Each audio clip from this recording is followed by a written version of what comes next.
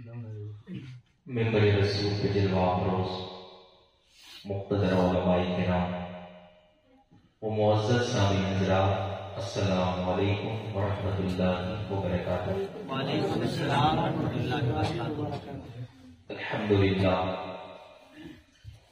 للہ الذی ابدع الاخلاق والردی والصلاة والسلام علی من کان نبیا وآدم بین الماء والطین والصلاة والسلام علی سید المرسلین وعلی آلہ واصحابہ اجمعین، اما بعد فاعوذ باللہ من الشیطان الرجیم، بسم اللہ الرحمن الرحیم، وما ارسلناک الا رحمتا للعالمین۔ سبحان اللہ۔ آمنت باللہ صدق اللہ العظیم وصدق رسولہ النبی الامین المتین الکریم، ونحن على ذلك من الشاهدين والشاكرين، والحمد للہ رب العالمین۔ معزز سامعین حضرات، ابتدائی پروگرام سے اب تک آپ حضرات خوبصورت آواز کے مالکان اور بہترین نقابت کے حوالے سے ہندوستان بھر میں اپنی خوبصورت پہچان بنانے والی ذات نقیب اہل سنت حضرت علامہ و مولانا کونین رضا صاحب کشش کو نبی کی خوبصورت نقابت سماعت کرتے ہوئے آ رہے ہیں۔ درمیان میں ابھی مجھ سے قبل سیمانچل بھر میں اپنی خوبصورت آواز، بہترین لب و لہجے سے اپنی شرح، اپنی پہچان بنانے والی ذات محب گرامی وقار حضرت حافظ قاری ذکی انور، جس کو ہم نے، آپ نے، سب نے عقیدت کے ساتھ سنا، اور ان سے قبل بھی حضرت علامہ مولانا مصفی صاحب، حضرت حافظ قاری شمیم اختر صاحب، اور یہ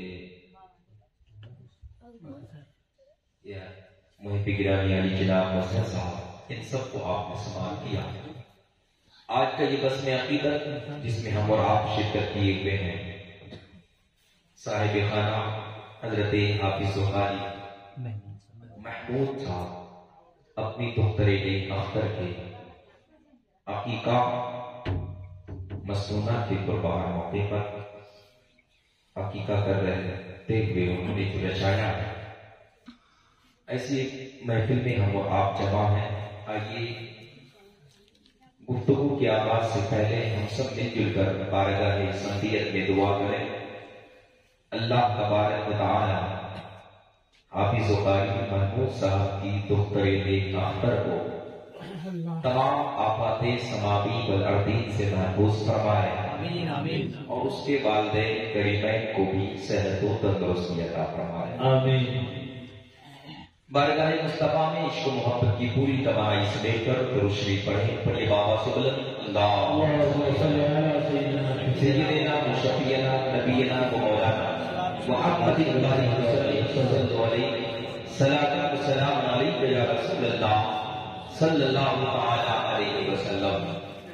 حضرات، عقیقہ کرنا سنت ہے۔ خود ہمارے اور آپ کے نبی جناب محمد رسول اللہ صلی اللہ تعالی علیہ وسلم نے اپنے دونوں نواسے حضرت امام حسن اور حضرت امام حسین کا آپ نے عقیقہ فرمایا اور اپنی امت کو تعلیم فرمایا کہ وہ اپنی اولاد کا عقیقہ کریں۔ اب عقیقہ کب کریں؟ تو علماء کرام بلکہ فقہاء اعظام فرماتے ہیں بچہ کے پیدا ہونے، چاہے وہ بچہ ہو یا بچی، پیدا ہونے کے 7ویں دن بہتر ہے کہ آپ اس کا عقیقہ کریں، اور جب عقیقہ کریں 7ویں دن تو بچے کے سر سے بال اتروا دیں اور ان بالوں کو وزن کریں، اس کے وزن کے برابر چاندی خیرات کریں 7ویں دن، اور اگر 7ویں دن میسر نہ ہو سکا تو آپ 21ویں دن میں اپنے بچے یا بچی کا عقیقہ کر لیں، اور 21ویں دن میں بھی میسر نہ ہوا تو پھر زندگی میں جب آپ سے ہو جائے آپ اپنی اولاد کا عقیقہ ضرور کر لیں۔ عقیقہ کرنے کا فائدہ کیا ہے؟ میرے آقا مصطفیٰ کریم صلی اللہ تعالی علیہ وسلم کی بارگاہ میں صحابہ کرام جب اپنی بیماری کی شکایت لے کر جاتے اور عرض کرتے سرکار مجھے یہ بیماری ہے، یہ پریشانی ہے، تو آقا کریم اپنے ان صحابہ کو کہتے کہ جاؤ صدقہ کرو۔ حدیث پاک میں ہے حسنوا اموالکم بالزکات وداووا امراضکم بالصدقات، اپنے مال کو زکات کے ذریعے سے حفاظت میں رکھو اور اپنے بیماروں کا، مریضوں کا علاج صدقہ کے ذریعے سے کرو۔ تو یہ عقیقہ یہ بھی ایک صدقہ ہے، لیکن یہ صدقہ نافلہ ہے۔ اس لیے عقیقہ کا گوشت بعض جگہ بلکہ دیہاتوں میں یہ مشہور ہے کہ عقیقہ کا گوشت ماں باپ، دادا دادی، نانا نانی نہیں کھا سکتے، حالانکہ ایسی بات نہیں ہے۔ یہ صدقہ نافلہ ہے، اس کا گوشت سب کھا سکتا ہے، جیسے قربانی کا گوشت سب کھا سکتا ہے، ایسے ہی عقیقہ کا گوشت بھی سب کھا سکتا ہے۔ اب عقیقہ میں جانور کیا ہے؟ تو کہتے ہیں کہ اگر لڑکا ہے تو اس کے لیے 2 خصی، 2 بکرا، اور لڑکی ہے تو 1 بکری۔ پھر یہ آپ کی وسعت پر ہے، اگر آپ کے یہاں لڑکا پیدا ہوا ہے، لڑکے کا آپ عقیقہ کرتے ہیں، لیکن آپ سے 1 ہی بکرا میسر ہوتا ہے، 1 ہی بکرے کی گنجائش ہے، تو آپ 1 بکرے ہی سے آپ عقیقہ کر سکتے ہیں۔ ایسے ہی بیٹی ہے، آپ کے پاس بکری نہیں بکرا ہے، تو آپ اس سے بھی عقیقہ کر سکتے ہیں۔ اللہ تبارک و تعالی ہم کو، آپ کو اپنی اولاد کا عقیقہ کرنے کی توفیق عطا فرمائے۔ عقیقہ کرنے سے بچہ مہلک امراض سے محفوظ ہوتا ہے، بڑی بڑی بیماریوں سے وہ محفوظ ہو جایا کرتا ہے۔ اور عقیقہ میں جو جانور ذبح کرتے ہیں تو اس جانور کو ذبح کرنے کا مقصد کیا ہے؟ ایک انسان کے جسم میں جتنے اعضاء ہیں، ایسے ہی جو جانور ذبح کیا جاتا ہے اس کے بھی اعضاء ہیں، تو جانور کا ایک عضو اس بچے کے ایک عضو کے بدلے صدقہ ہو جاتا ہے، جس کی بنا پر یہ کہا جاتا ہے کہ جس بچے یا بچی کا عقیقہ کر دیا جاتا ہے، پروردگار عالم ایسے کو مہلک امراض سے محفوظ فرما دیتا ہے۔ عزیزان ملت اسلامیہ، لہذا آپ اپنے گھر میں پیدا ہونے والے بچے یا بچی کا عقیقہ کریں، بہتر ہے 7ویں دن کریں، اور 7ویں دن ہی اپنے بچوں کا خوبصورت تاریخی نام رکھا کریں۔ اگر لڑکا ہے تو لڑکے کا نام محمد رکھیں، اس کے علاوہ لڑکا ہے محمد نام رکھیں، امتیاز کے لیے اس کے ساتھ کوئی دوسرا نام بھی آپ جوڑ سکتے ہیں۔ مثال کے طور پر ایک باپ کا 4 بیٹا ہے تو کیا وہ اپنے 4 بیٹے کا نام محمد رکھے؟ ہاں، وہ اپنے 4 بیٹے کا نام محمد رکھے، لیکن امتیاز کے لیے اس محمد کے ساتھ کوئی دوسرا نام جوڑ دے۔ جیسے ہم عرفان نام رکھتے ہیں، ہم عارف نام رکھتے ہیں، تو محمد عرفان، محمد عارف، یہ امتیاز کے لیے آپ کوئی دوسرا نام بھی رکھیں، لیکن حقیقت میں بچے کا نام آپ محمد رکھیں۔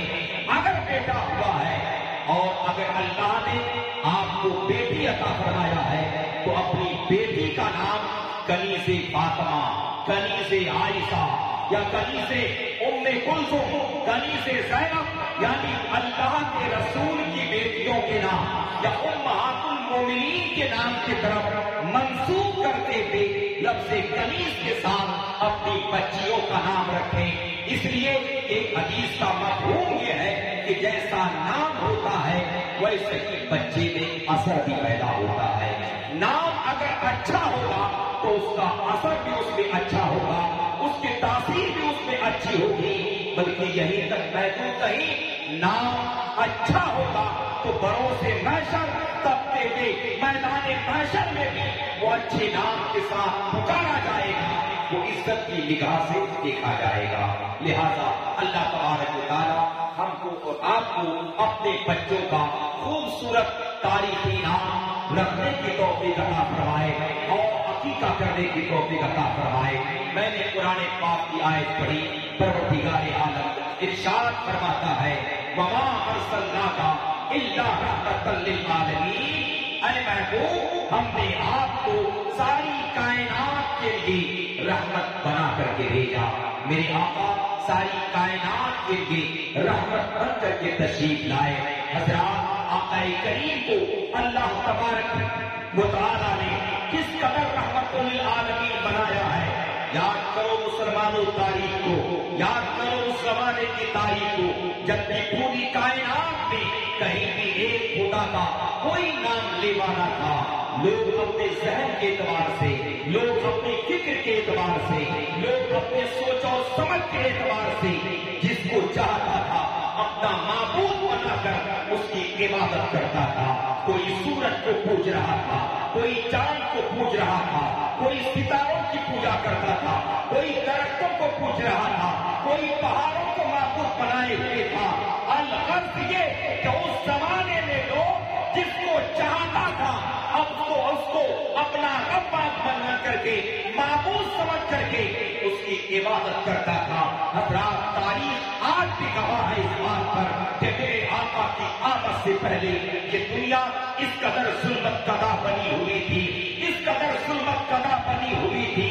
ایران کی تاریخ یہ بولتی ہے کہ اہل ایران آگ کی پوجا کیا کرتے تھے. روم والوں کی تاریخ یہ ہے کہ اہل روم دیوتاؤں کی پوجا کیا کرتے تھے. مصر والوں کی تاریخ یہ ہے کہ اہل مصر جو ہے اللہ کے پیغمبر حضرت عزیر علیہ السلام کو اللہ کا بیٹا سمجھ کر کے اس کی عبادت کرتے تھے.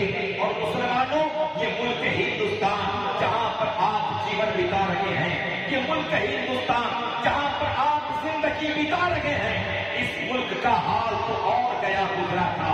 اس ملک میں سانپ کو بھی پوجا جا رہا تھا, درخت کو بھی پوجا جا رہا تھا, پہاڑوں کو بھی پوجا جا رہا تھا, دریا کو بھی پوجا جا رہا تھا. عزیزان ملت اسلامیہ, لوگ اپنے ہی ہاتھوں سے مورتیاں بنا کر اس کو مالک حقیقی سمجھ کر اس کی عبادت کرتے تھے. ایسا پرخطر زمانہ تھا کہ سب جانے دو وہ ملک عرب جہاں مکہ آباد ہے, وہ ملک عرب جہاں مدینہ آباد ہے, اس کے حالات ان تمام ممالک سے بھی گئے گزرے تھے.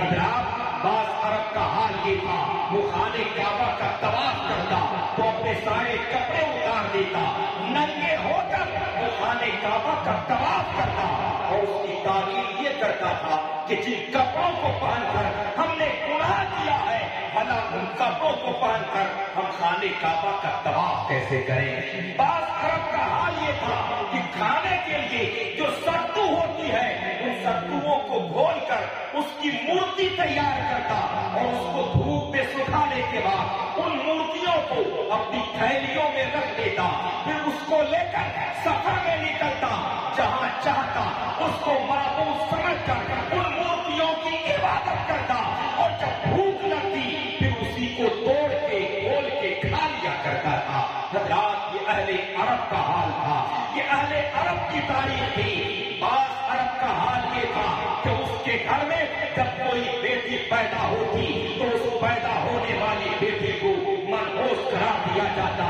جس عورت کے شکم سے بیٹی پیدا ہوتی اس عورت کو منحوس سمجھا جاتا. جس گھر میں بیٹی پیدا ہوتی اس گھر کو منحوس سمجھا جاتا. اور اس زمانے کا باپ اپنے گھر میں پیدا ہونے والی بیٹی کو زندہ زمین میں دفن کر دینا के लिए बाइस फख्र समझा करते थे। हजरात, ऐसे भयानक दौर में जब एक जालिम बाप अपनी बेटी को जिंदा जमीन में दफन करने के लिए लेकर के गया, एक गड्ढा खोदने के बाद अपनी मासूम सी बेटी को उस गड्ढे में डाला और मिट्टियां डालने लगा। ऐसे आलम में वो बेटी सिसकती रही, बिलखती रही, अपने बाप को आवाज देती रही, मेरे बाप बता तो सही मुझ पर ये जुल्म क्यों किया जा रहा है, देखो तो सही मैं किस कदर हसीन और जमील हूँ, देखो तो सही मैं तो बहुत मासूम हूँ, बाबा जान मैं तेरी तेरे सामने में किसी चीज के लिए जिद न करूंगी, मुझ पर ये सितम न ढाया जाए। लेकिन आखिर जब बाप न माना, ऐसे आलम में उस गड्ढे में दफनाई जाने वाली बेटी ने अपनी निगाह उठाकर आसमान की तरफ देखा, मेरे रब की रहमत को आवाज दिया और कहा, परवरदिगारे आलम, कब तक मासूमों की जान इस तरह से ली जाती रहेगी, कब तक बच्चियों को जिंदा जमीन में दफन किया जाता रहेगा। मौला तेरा रहमतुल लिल आलमीन पैगंबर अजीज खानदाने बीबी पर कब तशरीफ लाएंगे, जब बेटी की आहो पुकार बाबे एजावत से टकराती है तो मेरा परवरदिगार पूरी कायनात के लिए रहमतुल लिल आलमीन बनाकर हमारे और आपके नबी को इस दुनिया में मबूस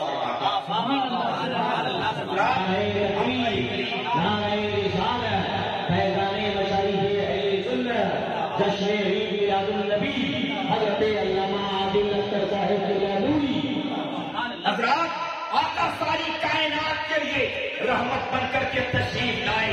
जब आका रहमत बनकर तशरीफ लाते हैं, अपनी रहमतों को अपनी रहमत के साए में अपनी उम्मत को लेते हैं, मेरे आका अपनी उम्मत को तालीम देते हैं। ऐ लोगों, जिन बेटियों को मनहूस समझ रहे हो, जिन बेटियों को मनहूस समझ कर जिंदा जमीन में दफन कर रहे हो, खबरदार, ये बेटियां तुम्हारे लिए मनहूस नहीं है, मेरे आका की तालीम है। मेरे आका ने इरशाद फरमाया, वो घर में जिस घर में बेटा पैदा होता है, घर में बेटे का पैदा होना अल्लाह की नेमत में से एक नेमत है, तो वहीं पर जिस घर में बेटी पैदा होती है, वो बेटी अल्लाह की रहमत में से एक रहमत बनकर के आया करती है। हज़रात, ये आपके नबी की तालीम है। मेरे आका ने बेटियों को रहमत करार दिया, और किस कदर रहमत करार दिया तो मेरे आका की सीरत में है। मेरे आका मुस्तफा करीम इरशाद फरमाते हैं कि बाप बाजार से जब आए, कोई सामान लेकर के आए, तो सबसे पहले वो चीज निकाल कर वो अगर दे तो अपनी बेटी को दे। बेटियों का मर्तबा, बेटियों का मकाम, बेटियों की इज्जत मेरे आका बढ़ाने पे आए हैं। मेरे आका मुस्तफा करीम की खुद ये आदतें करीमा थी। आपके घर में जब आपकी बेटी आती, मेरे आका खड़े हो जाते, अपनी बेटी की पेशानी पर बोसा देते और इज्जत के साथ अपनी बेटी को अपने बगल में बैठाते। ये करके मेरे आका ने पूरी कायनात के लोगों को मिजाज दे दिया कि बेटी अल्लाह की रहमत है, और इस कदर रहमत है कि बेटियों के लिए खड़ा भी हुआ जा सकता है, बेटियों के मोहब्बत भी की जा सकती है, और बेटियों को अपनी गुर्बत में जगह भी दी जा सकती है, बेटी को अपने करीब में बिठाया जा सकता है। अज़ीज़ान मिल्लत इस्लामिया, मेरे आका बेटियों पर इस कदर रहीम है। मेरे आका मुस्तफा करीम की बारगाह में सहाबा की अंजुमन है। मेरे आका इरशाद फरमाते हैं, वो बाप बहुत खुशनसीब है जिसको अल्लाह ने 3 बेटी दिया है, वो अपनी तीनों बेटी को पाले पोसे जवान करे और अच्छे घराने में यानी नेक घराने में उसका रिश्ता कराते, वो बाप जन्नती है। हज़रात, जब मेरे आका ने ये कहा, एक सहाबी खड़े होते हैं, अर्ज करते हैं, सरकार अगर किसी के पास 2 ही बेटी हो तब? मेरे आका इरशाद फरमाते हैं, जिस बाप के पास 2 बेटी है, वो अपनी दोनों बेटियों को पाले पोसे जवान करे और उसका अच्छे घराने में रिश्ता करा दे, वो बाप भी जन्नती है। तीसरा सहाबी खड़ा हुआ, अर्ज किया, सरकार अगर किसी के पास 1 ही बेटी हो तब? मेरे आका इरशाद फरमाते हैं, वो अपनी 1 ही बेटी को पाले पोसे जवान करे और अच्छे घराने में उसका रिश्ता करा दे, वो बाप भी जन्नती है। हजरात पता क्या चला कि ये बेटियां बाप को जन्नत में ले जाने का ज़ामिन हुआ करती है। बेटियां बाप के लिए इस कदर रहमत है कि कल बरोज़ महशर बेटियों की बदौलत मेरा परवरदिगार उनके बापों को जन्नत नसीब अता फरमाएगा। अज़ीज़ाने मिल्लत इस्लामिया, मेरे आका बेटियों के मकाम को जब बढ़ाने पे आए, बेटी का मकाम, एक औरत का मकाम मेरे आका ने जब बीवी की हैसियत से पेश किया, मेरे आका इरशाद फरमाते हैं कि औरत बीवी की हैसियत से उसका हाल यह है कि वो अपने शौहर के लिए मददगार होती है और उसके घर की जीनत हुआ करती है। मेरे आका इन्हीं औरतों को जब बेटी की हैसियत से पेश किया, मेरे आका फरमाते हैं बेटियां बाप के लिए रहमत है। इन्हीं औरत को मेरे आका ने जब बहन की हैसियत से पेश किया तो मेरे आका इरशाद फरमाते हैं भाई के लिए बहन ये जहन्नम के लिए आर दीवार की हैसियत से है कि भाई और जहन्नम के दरमियान में बहन एक दीवार की हैसियत से हुआ करती है। अज़ीज़ाने मिल्लत इस्लामिया, वही मेरे आका जब एक औरत को माँ की हैसियत से दुनिया में पेश किया तो मेरे आका इरशाद फरमाते हैं ऐ मेरी उम्मतों, मेरे रब ने जन्नत को सिदरतुल मुंतहा के मुकाबिल में सजा के रखा था। कुरान पाक में है इन्ना सिदरतुल मुंतहा, यानी सिदरतुल मुंतहा के नजदीक। सिदरतुल मुंतहा क्या है? सिदरतुल मुंतहा वो जगह है जहाँ पर सरदारे मलाइका हजरत जिब्रील अमीन रहा करते हैं। तो सिदरतुल मुंतहा के बिल्कुल मुकाबिल में मेरे रब ने जन्नत को सजा के रखा, जन्नत को सजा के रखा। अब मेरे आका इरशाद फरमाते हैं ऐ मेरी उम्मतों, मेरे रब ने जन्नत को सिदरतुल मुंतहा के मुकाबिल में सजा के रखा, गोया अर्श में सजा के रखा। जन्नत को रब ने अर्श में सजाया, लेकिन मैंने अर्श से उस जन्नत को खींच के लाया, माओ के कदमों के नीचे में रख दिया। अज़ीज़ाने मिल्लत इस्लामिया, मेरे आका इरशाद फरमाते हैं एक औरत को माँ की हैसियत से जब मेरे आका ने पेश फरमाया, मेरे आका इरशाद फरमाते हैं हमारे माओ के कदमों के नीचे में है, कदमों के नीचे में है। अज़ीज़ाने मिल्लत इस्लामिया, इसलिए किसी के घर में भी बेटी पैदा हो तो अपनी बेटी को मरहूम या बेटी के पैदा होने से कभी आप अपने को कायसा से कमतरी का शिकार होने ना दें। बेटी आपके घर में जब आती है तो अल्लाह की रहमत बनकर के आया करती है। बहुत ही खुशनसीब है साहिब खाना हजरत हाफिज क़ारी महमूद साहब, अल्लाह तबारक व तआला ने उन्हें बेटी अता फरमाई और वो अपनी बेटी की पैदाइश पर खुश होकर के उसके नाम का अकीका, उसके अकीका कर रहे हैं। और हमें और आपको सबको अपने घर पर बुला करके उन्होंने अपनी इस अकीदत का मुझको अकीदत को जो है उन्होंने पेश किया है। रब तबारक व तआला उनकी अकीदतों को कबूल फरमाए। हज़रात, मेरे आका को मुस्तफा, मेरे आका को मेरे रब ने सारी कायनात के लिए रहमत बनाया। किस कदर रहमत बन करके मेरे आका तशरीफ लाए। मेरे आका सिर्फ अपनों के लिए रहमत नहीं बल्कि गैरों के लिए भी रहमत है। मेरे आका सिर्फ अर्श वालों के लिए रहमत नहीं बल्कि अर्श वालों के लिए भी रहमत है। वो रहमतुल लिल आलमीन पैगंबर की सीरत तैयबा को सुनो। हज़रात, आका की बारगाह में एक नौजवान कहीं से दौड़ते हुए आता है, नबी का आशिक है, नबी का गुलाम है, लेकिन वो हाथते कांपते आया, रोते बिलखते आया, आकर सरकार की खिदमत में अर्ज करने लगा या रसूल अल्लाह, मेरा एक बेटा था जो आज से 3 दिन पहले गुम हो गया है। सरकार, मैं अपने बेटे को तलाश करता रहा हूँ, अपने बेटे को ढूंढता रहा हूँ। या रसूल अल्लाह, मेरा बेटा 3 दिन से हमको नहीं मिल पा रहा है। हज़रात, जब वो नौजवान में आका की बारगाह में अर्ज करने लगा, मुस्तफा करीम ने इरशाद फरमाया जरा तुम अपने बेटे का हुलिया को बता, जरा तुम अपने बेटे की शक्ल को बता, जरा तुम अपने बेटे का पहनावा तो बता, जरा तुम अपने बेटे का चलना चलना तो बता, जरा तुम अपने बेटे का स्वभाव तो बता। हज़रात, वो सहाबी बयान करने लगा, सरकार मेरे बेटे की कदो कामत ये है, मेरे बेटे की शक्ल सूरत ये है, मेरे बेटे का पहनावा ये है, मेरे बेटे का चलने फिरने का अंदाज ये है, उसका स्वभाव ये है।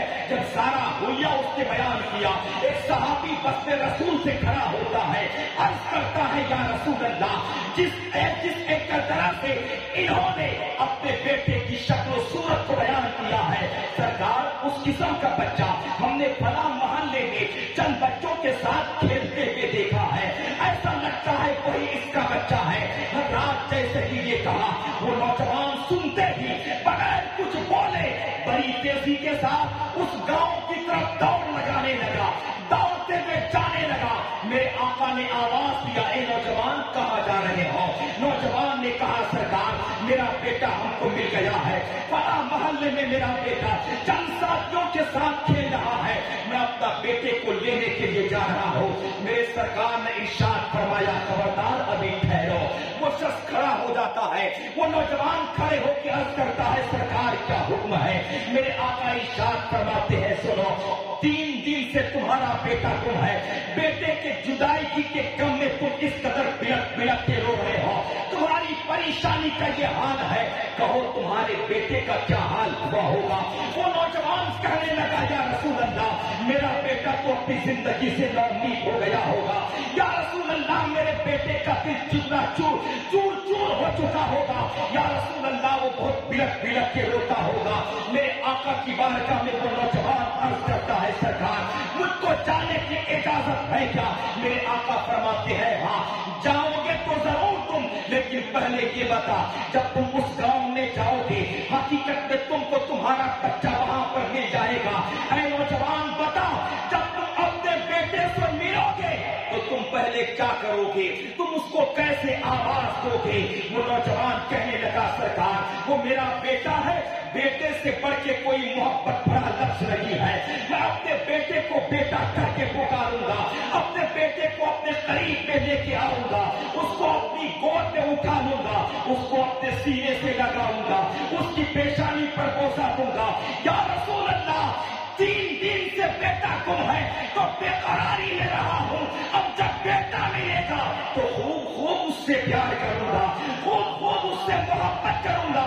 हजरात जब ये कहा नौजवान ने, मेरे आका फरमाते हैं, खबरदार तुम इसमें से वहां जाकर कुछ भी नहीं कर सकते, ना तुम अपने बेटा को बेटा करके पुकार सकते हो, ना तुम अपने बेटे को अपनी गोद में ले सकते हो, ना तुम अपने बेटे की पेशानी पर बोसा ले सकते हो, ना तुम अपने बेटे को अपनी गोद में ले सकते हो। हजरात जब मेरे आका ने ये कहा, वो नौजवान आलम हैरानी में पूछने लगा, या रसूल अल्लाह क्या मामला है? औलाद से मोहब्बत करना आपकी शरीयत में जायज है, आका औलाद से मोहब्बत करना आपकी तालीमात में से है, आका आप हमें क्यों रोक रहे हैं? मेरे आका ऐसे आलम में अपने रहमतुल आलमीन पैगंबर अपनी रहमतों का साहिबान आलम इस्लाम को देते हैं। मेरे आका इरशाद फरमाते हैं, नौजवान सुनो, जहां पर तुम्हारा बच्चा है वहां पर तरह सिर्फ तुम्हारा बच्चा नहीं है, बल्कि उसके साथ और कई बच्चे हैं। देखो जब तुम वहां पर जाओगे अपने बेटा को बेटा करके पुकारोगे, वो ना हो उन खेलने वाले बच्चों में कोई ऐसा बच्चा भी हो जिसके बाप का साया सर से उठ चुका हो, तो यतीमी की जिंदगी गुजार रहा हो। ऐ मेरे नौजवान सहाबी, तुम वहां पर जाओगे अपने बेटा को बेटा करके पुकारोगे तो उस यतीम का दिल चकनाचूर हो जाएगा, उसको अपना बाप याद आ जाएगा, वो अपने बाप को दागे, बाप ने बाप की जुदाई के गम में वो निढाल हो जाएगा। खबरदार मेरी शरीयत ये नहीं है, मेरी शरीयत में जहां औलाद से मोहब्बत करना जायज है, वहीं पर मेरी शरीयत ये है कि खबरदार कोई बाप किसी यतीम के सामने में अपने बेटे से प्यार नहीं कर सकता, अपने बेटे से प्यार नहीं कर सकता। ऐ नौजवान मेरी शरीयत में बीवी से मोहब्बत करना जायज है, लेकिन खबरदार कोई शौहर किसी बेवा के सामने में अपनी बीवी से प्यार नहीं कर सकता। ऐ नौजवान ये सच है कि अपनी औलाद के मोहब्बत में रहो, लेकिन मेरी शरीयत ये है कोई बाप किसी गरीब बच्ची के सामने में अपनी बेटी को जहेज दे, बहुत सारा सामान نہیں دے سکتا. یہ میری شریعت ہے اور یہی میری راہ ہے, یہی میری تعلیمات ہے. حضرات قربان جاؤ اپنے آقا کی رحمتوں پر. آقا غریبوں پر کس قدر رحیم ہے, آقا یتیموں پر کس قدر رحیم ہے, آقا بیواؤں پر کس قدر رحیم ہے, آقا بیٹیوں پر کس قدر رحیم ہے, آقا اولاد پر کس قدر رحیم ہے, آقا ماں باپ پر کس قدر رحیم ہے. ارے اپنے تو اپنے, میرے آقا غیروں کے لیے بھی اس کائنات میں رحمت للعالمین بن کر کے تشریف لائے. حضرات آقا کی تاریخ ہے, سیرت نگاروں نے لکھا ہے, میرے آقا کی بارگاہ میں ایک شخص کو میرے آقا مصطفیٰ کریم جب علم اسلام کو بلند کیے ہوئے تھے, اسلام کی نشر و اشاعت کر رہے تھے, باغیان اسلام کا حملہ میرے آقا کے لشکروں میں ہوا, میرے آقا کے صحابہ پر ہوا. گھمسان کی لڑائی ہوتی ہے, المختصر یہ کہ بھر مختصر اور مختصر یہ کہ گھمسان کی لڑائی ہونے کے بعد کم من فئۃ قلیلۃ غلبت فئۃ کثیرۃ باستلاء کے مصداق بہت سی قلیل جماعتوں کو اللہ نے بھاری جماعت پر جو ہے فوقیت بخشی ہے.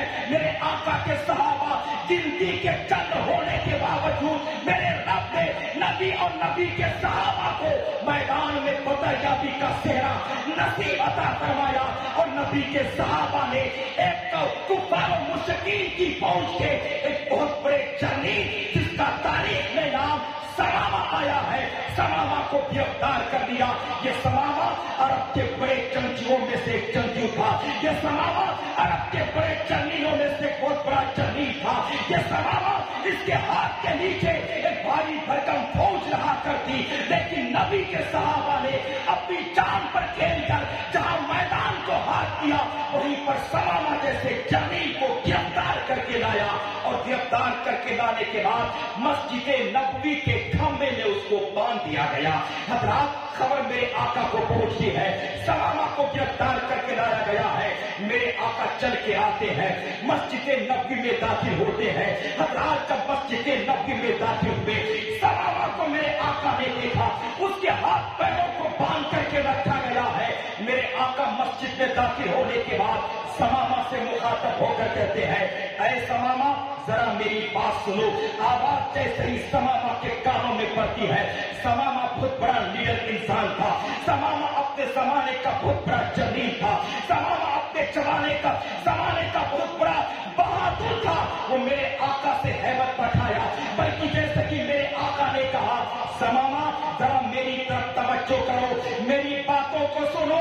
سمامہ کہنے لگا, یا محمد ابن عبداللہ, میں تیری باتیں سننے کو گوارا نہیں کرتا.